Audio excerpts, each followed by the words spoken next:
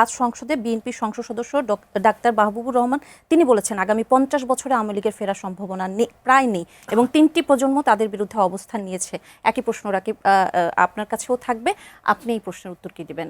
আওয়ামী লীগ কি 50 বছরও ফিরতে পারবে না?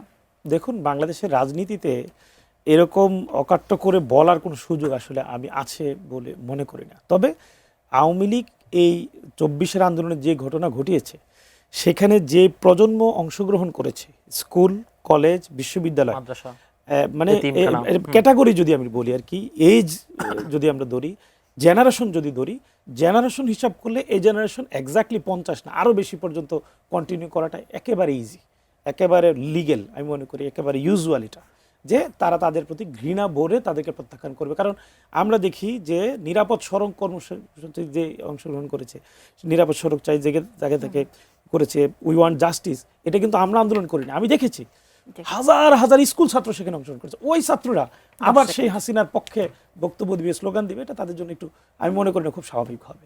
আবার কিছুদিন পরে বিশ্ববিদ্যালয়ের ছাত্ররা এটা করেছে, এটা খুব স্বাভাবিক হবে। তবে বাংলাদেশ এমন একটা মিরাকেলের জায়গা, এটা একটা ইস্যু থেকে আরেকটা ইস্যু চাপা পড়ে যায়।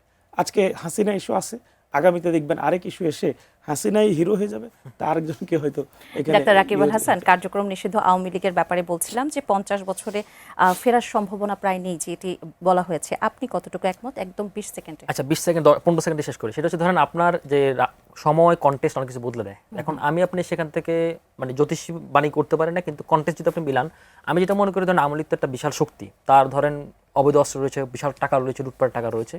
তো সেই বাংলাদেশের জাসদ ছিল, জাতীয় পার্টি ছিল, ইভেন জামাত ইসলামও ফিরত এসেছে মুক্তিযুদ্ধের পর। তো সুতরাং আওয়ামী লীগ যে ফিরবে না এটা আপনি নিশ্চিত করে বলতে পারেন না। আওয়ামী লীগ হয়তো ফিরবে কোনো না কোনো ফর্মে, কিন্তু আমি 10 সেকেন্ডে 5 সেকেন্ড শেষ করি, সেটা হচ্ছে কি হাসিনার নেতৃত্বে আওয়ামী লীগ ফেরা হচ্ছে না।